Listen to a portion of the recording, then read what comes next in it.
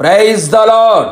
నీతిమంతుడును నీతిని ప్రేమించువాడైన యేసుక్రీస్తు ప్రభుల వారి అతి శ్రేష్టమైన నామములో ఆయన నీతిని అనుసరించు వారందరికీ అన్ని విషయములలో శుభము కలుగునుగాక. ఈ దినపు యేసయ్య జీవపు మాట 106వ కీర్తన 3వ చరణం. ఎల్లవేళల నీతి అనుసరించి నడుచుకొనువారు ధన్యులు. సదాకాలము ఆయన యందే గురి నిలుపుకొని ఈ ఆత్మీయ యాత్రలో నడిపించబడుచున్న నా దేవుని చేత ప్రేమించబడిన వారలారా, మన జీవితము క్రీస్తునందు ధన్యమైనదిగా ఉండాలి, ధన్యులుగా మనము జీవించాలి. అందుకే లేఖనము ఇలాగూ సెలవిచ్చెను, ఎల్లవేళలా నీతి అనుసరించి నడుచుకొనువారు ధన్యులు అని. కావున నా దేవుని చేత పిలువబడి ఏర్పరచబడిన వారలారా, మనము అన్ని వేళలా అనగా ఎలాంటి పరిస్థితుల్లో ఉన్నప్పటికీ శ్రమలు, శోధనలు, ఇరుకులు, ఇబ్బందులు, కష్టాలు, కన్నీళ్ళు, రోగములు, ప్రతికూలమైన ప్రతి పరిస్థితులు, ఒంటరిగా ఉన్న, 10 మంది మధ్యలో ఉన్న, సంఘములో ఉన్న, సమాజంలో ఉన్న, ఎలాంటి పరిస్థితుల్లో ఉన్నప్పటికీ మనం పొందుకున్న నీతిని అనుసరించి నడిచి ధన్యులముగా మార్చబడెదము. మన నీతి కాదు కానీ యేసయ్య ద్వారా కలిగే నీతిని పొందుకొనేదము. మన స్వనీతి దేవుని దృష్టిలో మురికి గుడ్డ లాంటిది. సకల దుర్నీతి పాపము గనుక నీతిమంతుడైన యేసయ్య రక్తముతో కడగబడి నీతిని పొందుకొనేదము. పాప క్షమాపణ నిమిత్తమై బాప్తీసం పొంది నీతిని ధరించుకొనేదము. పరిశుద్ధాత్మ చేత కడగబడి పరిశుద్ధపరచబడి నీతిని అనుభవించేదము.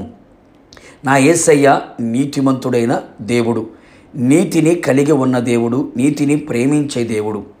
ఆయన నీతి వెల్లడి చేయగలిగిన శక్తి కలిగిన దేవుడే ఉన్నాడు. నీతిమంతుడైన యేసయ్య వైపు చూచుచు నీతి కలిగిన ఆయన అడుగు జాడలలో నడిచెదము. యేసయ్య నీతి పవిత్రమైనది, పరిశుద్ధమైనది, నిర్దోషమైనది. అట్టి నీతిని వస్త్రము వలె ధరించుకొనేదము. ఆయన నీతిని మన హృదయములో ఉంచుకొనేదము. ఆయన ఆజ్ఞలను అనుసరించి నడుచుకొనుచు ఉన్నప్పుడు నీతి కలుగును గనుక నీతిగల జనముగా ఉండెదము. యెహోవా నీతిని ప్రేమించువాడు గనక మన నీతిని గట్టిగా పట్టుకొనేదము. ఈ విషయములో యోబు భక్తుడు గారు గుర్తుకు తెచ్చుకుందాము. తన జీవితంలో ఎదురైన కష్టాలు, నష్టాలు, అవమానములు, దూషణలు సర్వమును కోల్పోయినా, ఏమీ లేనివాడిగా ఒంటరిగా నిలిచిపోయినా తాను పొందిన నీతిని విడువక గట్టిగా పట్టుకొనెను. అందుకే చరిత్ర పుటల్లో నిలిచెను. సువర్ణ అక్షరములతో అతని గురించి పరిశుద్ధాత్మదేవుడు చక్కగా లిఖించెను. అనేకులకు మాదిరిగా నిలిచెను. అనేక మంది ఆత్మీయులు నీతిని విడిచి పాపము చేసేవారిగా కనబడుచున్నారు. దేవుని కోపమునకు గురవుచున్నారు. కావున నా దేవుని చేత ప్రేమించబడిన వారలారా, నీతి కొరకు ఆకలి దప్పులు గలవారమై నీతి కొరకు హింసింపబడినను నీతిని విడువక నీతిని అనుసరించి నడిచెదము. నీతిమంతుడైన యేసయ్య వలె మారెదము. నీతిగల పట్టణములో ప్రవేశించెదము.